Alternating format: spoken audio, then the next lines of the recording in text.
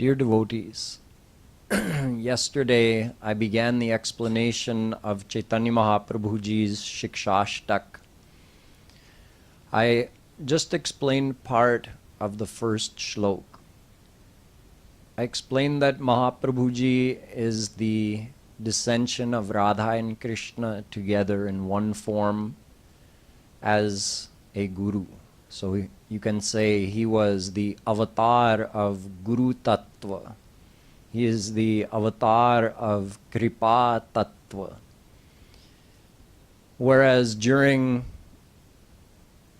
the avatar where Radha and Krishna came in two separate forms and only did leelas amongst the God-realized saints, their parikar, during this avatar, as Chaitanya Mahaprabhu Ji, Radha and Krishna interacted with ordinary folks like us and inspired us to do devotion to Radha Krishna.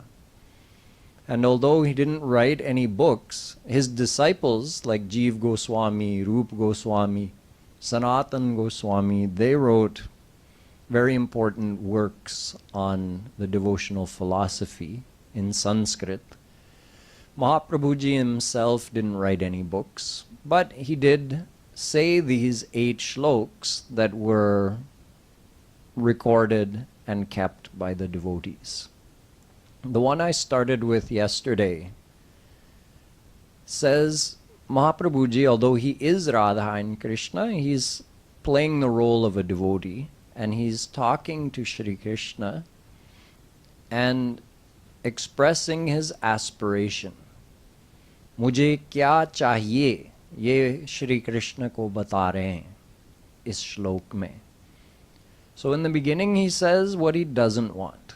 That's what we focused on yesterday. Na dhanam, na janam, na sundarim, kavitam va jagadisha kamaye.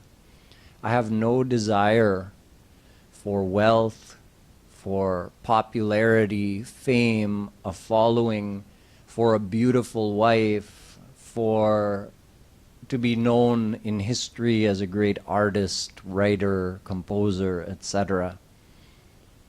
I have no desire for any of these things. All I want is that life after life, I always have selfless devotion to you. So this is what we'll focus on here today. Yesterday, I explained about the worldly pleasures, the material accomplishments, and how they are unable to fully satisfy us. And in fact, the more of this somebody gets, the more pride, subtle pride, intoxicates the mind, and that actually prevents them from surrendering to God. So I gave the example of Kunti Devi, who asked for the opposite. She said, take all these things away from me so that I can accept myself to be destitute in my heart and I can become surrendered to you. So what is Mahaprabhu Ji, in the words of a devotee, asking for then? He says, in every life I want ahaituki bhakti. Why in every life? Why not only in this life and then go to the divine world and be done with this world? Because he's leaving that up to Krishna. He's saying, I want your bhakti. Let me be anywhere, let me go anywhere. Even Sanakadik Paramahansa said, Kamam bhavah svavrijinair niraye shuna syat chetolivad yadinute padayorameta vachascha tulasivad yaditengri shobha.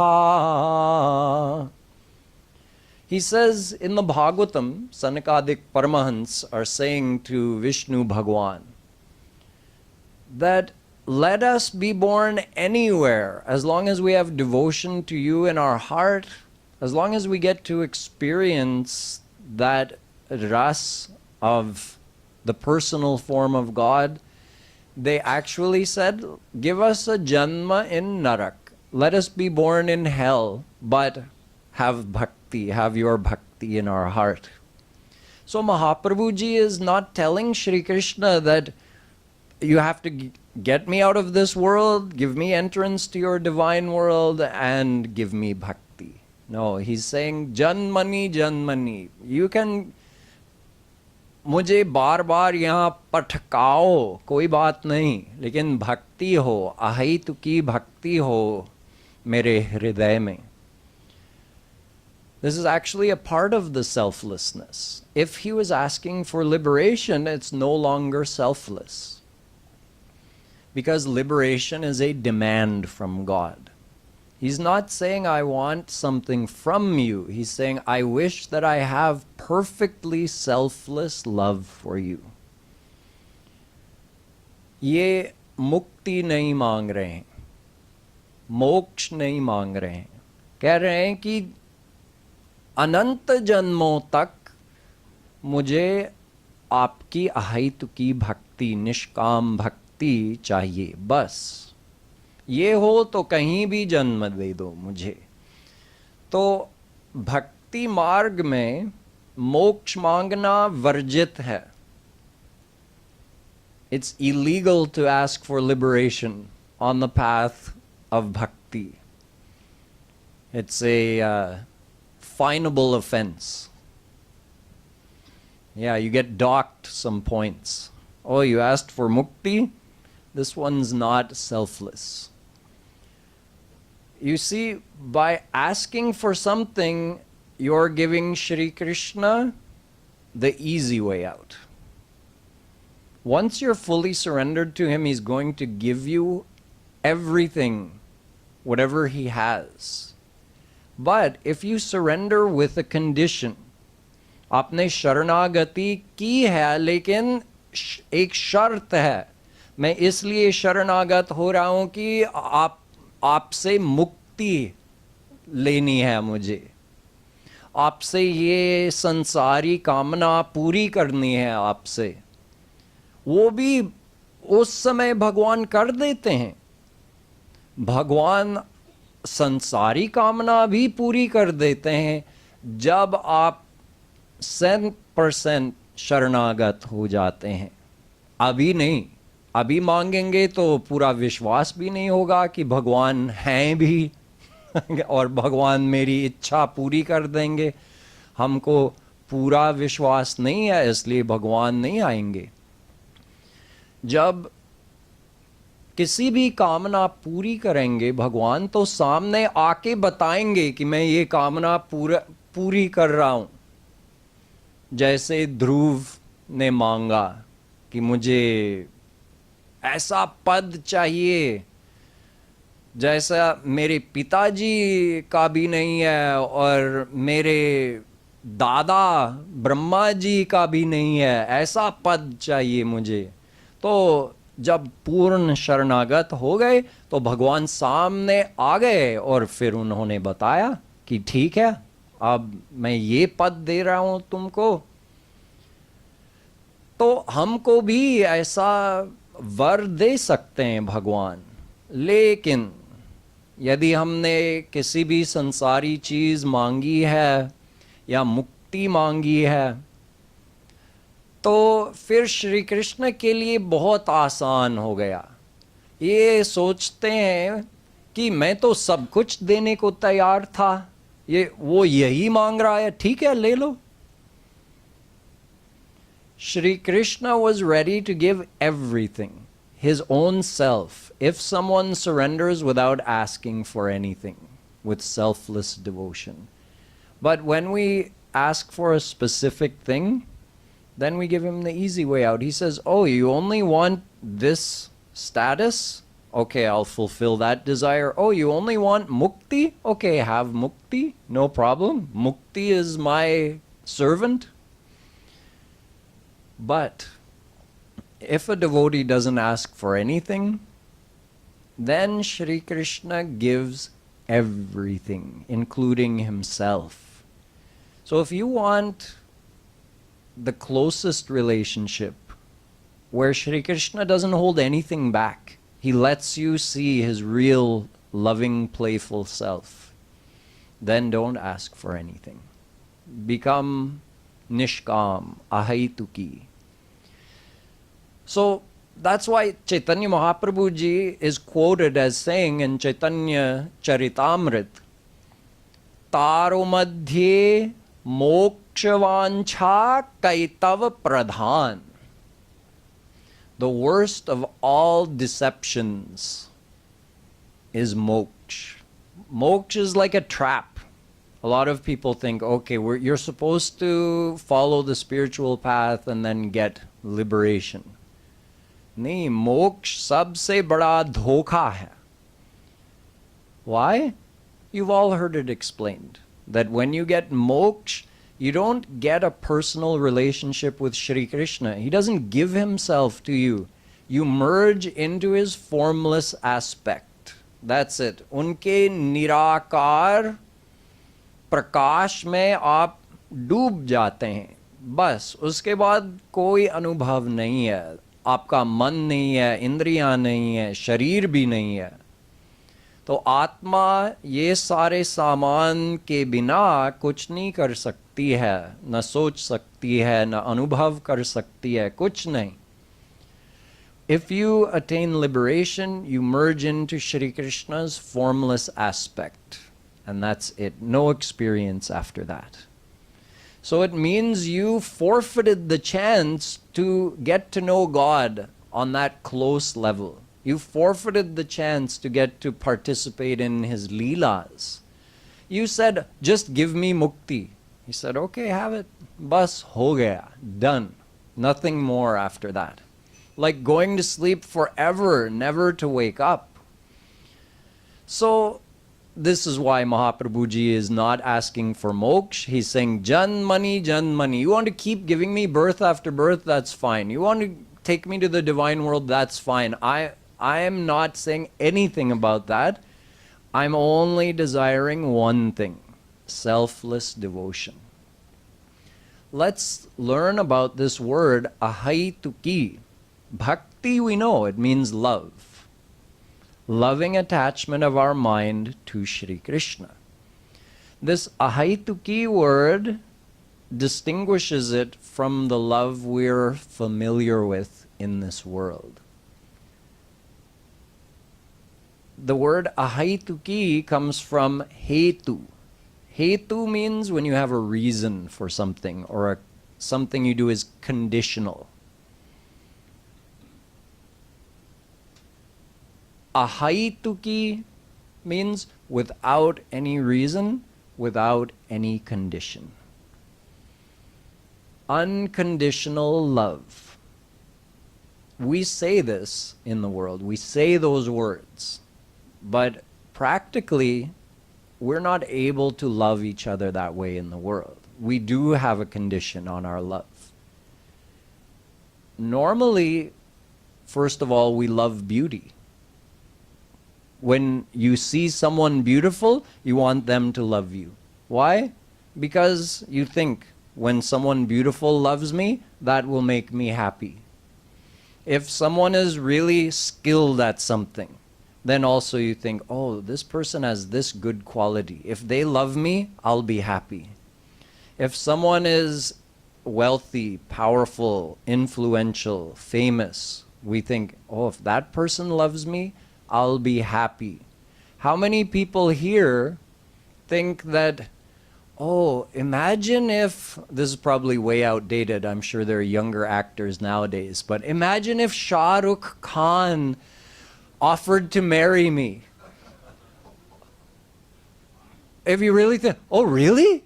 Oh, yeah, I would, sure. Why? Because that would make me happy. Why? Because he's handsome, famous, wealthy. Same thing with, and I'm sure this is outdated by now, Aishwarya Rai. What if she offered to marry somebody? Oh, yes. That would make me so happy. So you see, we love beauty, we love wealth, we love fame. Our love is conditional.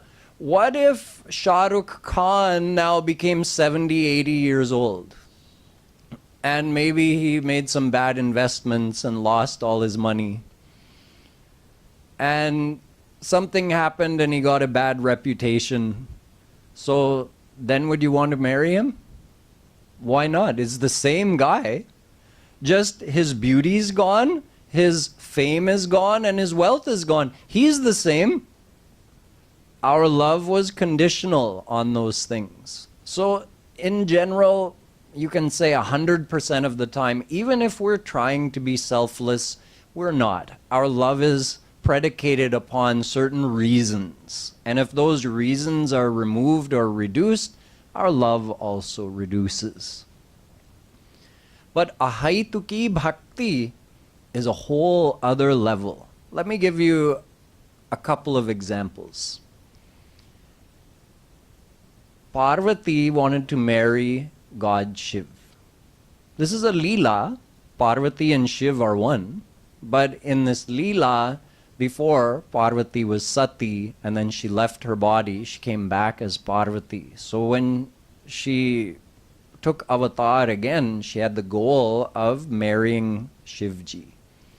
So she went and did devotion in the jungles, in the mountains, for a long time. She got the word Aparna because of that. Parn is a leaf. Aparna, she didn't even eat so much as a leaf the whole time she was out for years and years and years, doing devotion all the time to Bhagwan Shiv. So Shivji was on Mount Kailash and he was absorbed in his own meditation on Shri Krishna. And finally, Saptarshi, the 7 original rishis of our earth, they decided, okay, it's time to get Shiv and Parvati married. So let us go and consult, let us go and ask Shivji if he will please come out of his samadhi and marry Parvati. So they did, and he agreed, but he said first, in order to show the world the greatness of her devotion, test her. So they went to Parvati and they tried to convince her not to marry Shivji. They said, you're a beautiful young woman and he's not going to be able to make you happy. You know, he's always absorbed in his own samadhi. He's not going to pay any attention to you. One thing. Second thing, he doesn't have a proper house for you to live in. He lives up in the snow on Mount Kailash. Never mind a house, he doesn't even have proper clothing to wear himself. What is he going to give you? On top of that, he doesn't dress properly. Meaning, instead of wearing like nice, proper decorations, he has a snake wrapped around here and scorpions and spiders. And what kind of mala is he wearing? A mala of skulls. And he's got ash smeared around his body and his hair matted on his head. He's never going to make you happy. In other words, he doesn't have any of those gunas. He doesn't have any of those qualities that we normally predicate our love on. She said, Janam koti lagi ragari hamari, barau shambhu naturaha kunvari. She said, I am the daughter of the mountain god, right? That's what her name means, Parvati, the daughter of the mountain. What's more stubborn than a mountain? So I'm very stubborn. I've decided I'm going to marry God Shiv, or I'll remain unmarried forever, for millions and millions of lifetimes. My love for him is not because of any condition, she said. I don't love him for what he can give me or what he can do for me. I love him. That's it. So this is one example of real ahaituki prem. It's not based on any qualities of the beloved. One time, Shri Krishna himself, in disguise as a gopi, came to Radharani. And he was saying, "O Sakhi, O my friend." He was in the form of the gopi. So Radha thinks she's talking to a new gopi who's moved into Braj that she's never met before.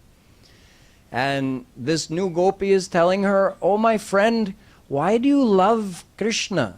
You shouldn't. It's only going to lead to disappointment. Krishna is saying about himself, you know, he's not loyal to anyone. One day he's over here, one day he's over there.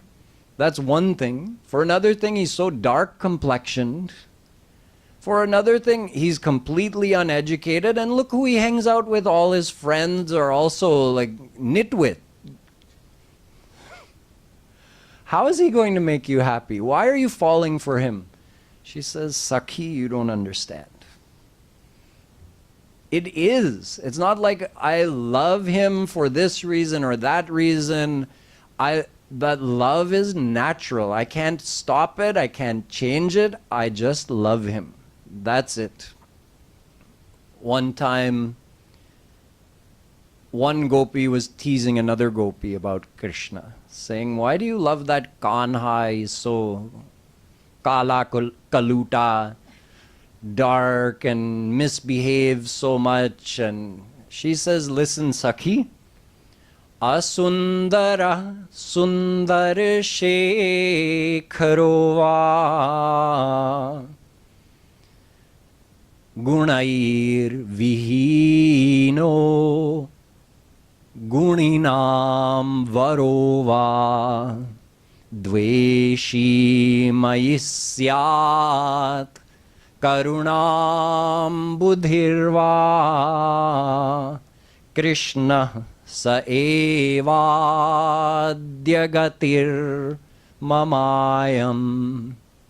She says, Sakhi, it matters not to me whether he is asundar, ugly, or sundar shekharova, he is the topmost beautiful.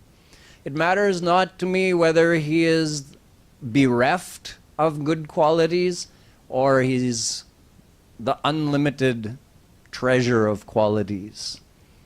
It matters not to me whether he is dveshi towards me or karunam buddhi, whether he opposes me, fights with me, or showers his kindness and grace upon me. None of that matters to me because there is no one else for me. This is ahaituki bhakti. Did you notice? It's not based on the qualities or the behavior of the beloved. Qualities or behavior, two things. I'd mentioned the qualities before, that we tend to love people, or we wish we could love someone who's beautiful, wealthy, famous. But it's also based on behavior. The one we've decided to love should treat us in a certain way. If that person doesn't treat us in that way, then we'll stop loving them. Bhishma Pitamaha gave the example of real ahaituki devotion, not based on any behavior of the beloved. During the Mahabharata war, Bhishma Pitamaha was fighting so fiercely that he was going to single-handedly end the war that very day, it looked like. So Shri Krishna jumped down off the Rath. There was a smashed chariot over here. He picked up a big chariot wheel, just slung it above his head like this, and he started running towards Bhishma. Now he's got both eyes on him. His eyes are focused, bloodshot. His teeth are gritted. His pitambar is flying, and he's coming, and he's just about to release this, even though he said he's not going to pick up a weapon in this war. He's about to throw that, and Bhishma is standing on his chariot with a big smile on his face. Like, wah, kya jhanki hamare priyatam ki. He was so happy to see Krishna like that. Like, oh, my beloved is coming towards me. Look at how beautiful he looks like this. In the world, nobody likes to see the angry face of their beloved. Right? Nobody looks beautiful anymore once they put that angry face on. He's looking at Krishna's face and he's thinking, oh, wow, what a beautiful scene this is. And to die at the hands of my beloved, what greater boon than that? So when Krishna saw him smiling this way, he put down the payya and he went back. And when Bhishma got shot by Arjun and he was lying on the bed of arrows for 6 months because he could decide when he wanted to die, the whole time he was doing Roop Dhyan of that Jhanki of Shri Krishna. The whole time he was thinking, oh, that was so beautiful when his face was red and he was running towards me and he had the chariot wheel up. He kept doing meditation on that scene. In other words, he says, you can love me, you can hate me, you can help me, you can oppose me. None of that matters to me. I'm yours. That's it. That's ahaituki bhakti. One time, a king was going through the forest with a few of his karmachari riding his horse, and he came upon a village. And in this village, there was a beautiful girl named Yog Shila. She was topmost in the practice of yoga. When the king saw Yog Shila, he became enchanted by her beauty. And he went to her house, told her father, I'm going to marry your daughter. He wasn't giving a choice. Even though the father didn't want to, because the daughter didn't want to, but to oppose this king would have meant certain death for both of them. But Yog Shila said, Father, just ask him for 1 month. Tell him if he comes back in 1 month, then I'll be ready to marry him. The king agreed to this, but he surrounded the village with his army so that they couldn't escape. During that month, Yog Shila, using the fire of yoga, completely desiccated her body. पूरे शरीर को सुखा दिया उन्होंने. केवल हड्डी बची. Just like skin hanging on some bones was left. Even half of her teeth fell out. Half of her hair fell out. The king came back after a month and knocked at the door. Yog Shila answered the door. And the king says, I've come for the hand of the beautiful Yog Shila in marriage. Yog Shila says, Main hu. I am Yog Shila. The king couldn't believe. No, bring Yog Shila. Then they finally made him understand, no, this is her. This is Yog Shila. The king ran away from there without a word. She said, if all you wanted was the meat on my bones, you should have said so. So this is worldly love. This is how we're accustomed to being in the world. But in devotion, we have to be selfless.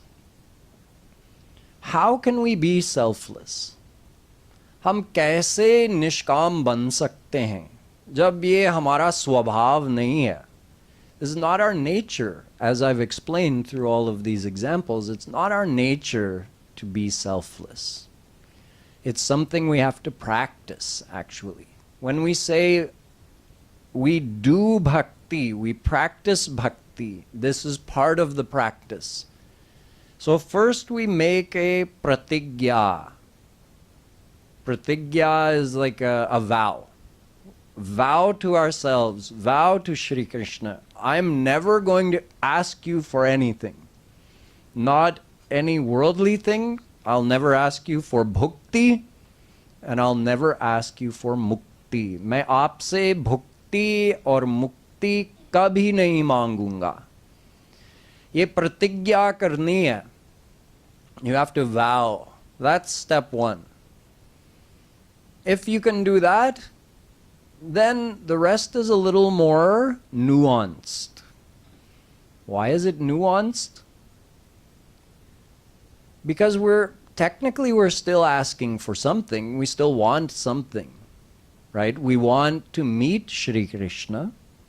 Unka darshan to chahiye na. We want to see him. We want to touch him. We want to talk to him.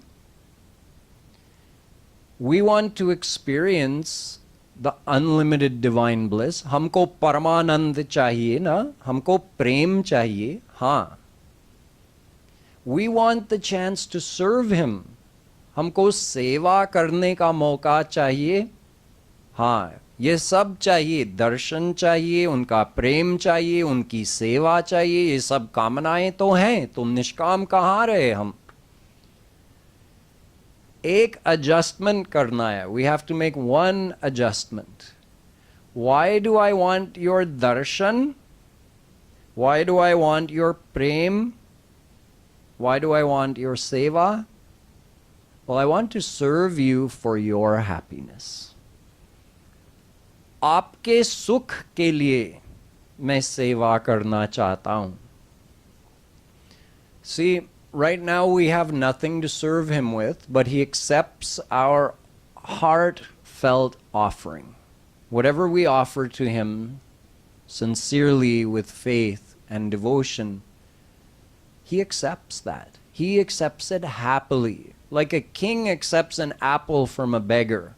When the beggar just says, "Oh, my king, this is the best apple. I saved up for this and I bought it from the market and it was the best one I could find. It must be very sweet. Please take this and eat it."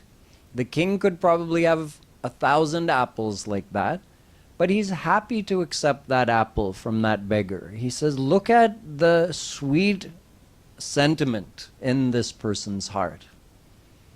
So, Shri Krishna, although he accepts our offering right now,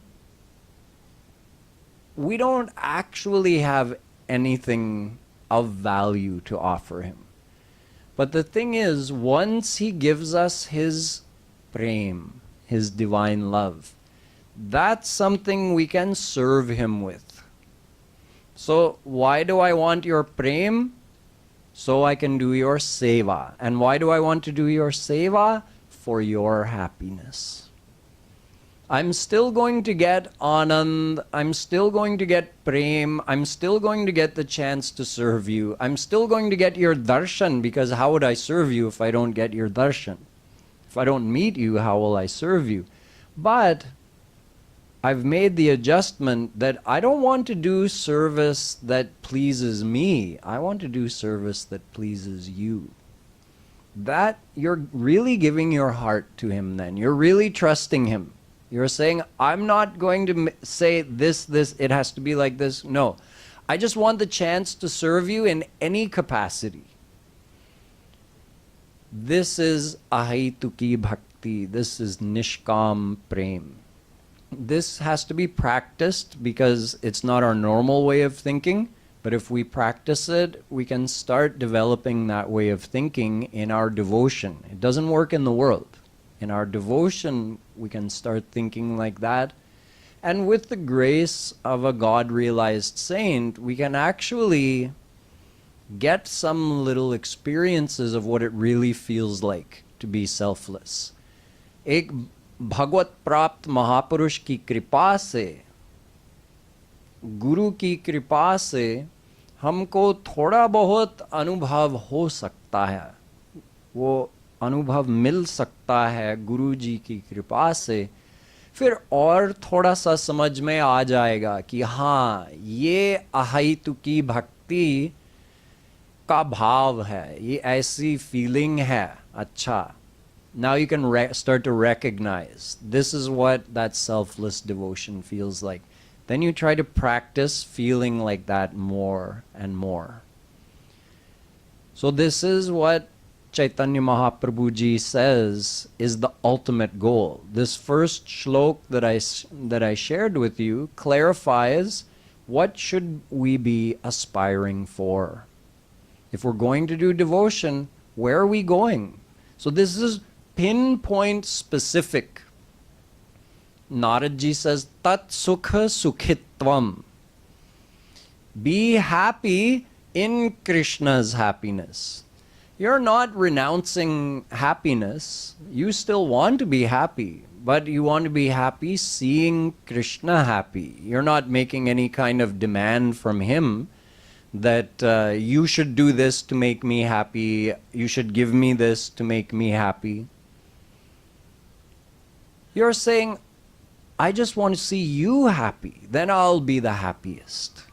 So this can be practiced, it can be understood that this is our pinpoint, specific, long-term goal to get to that point where we have that relationship with Shri Krishna.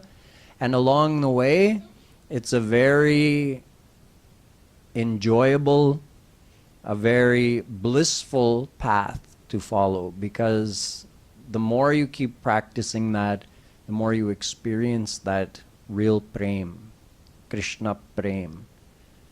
So now that we've understood this, in the next shlok that I'll be sharing with you tomorrow, there's another very nuanced concept, the concept of humbleness, coupled with confidence. That's why it's nuanced. How can you be both humble, meaning admitting your very low fallen state, and at the same time be very positive and confident about your relationship with Krishna and your progress on the path? This very important point will be explained tomorrow. Alabeli Sarkar ki jai.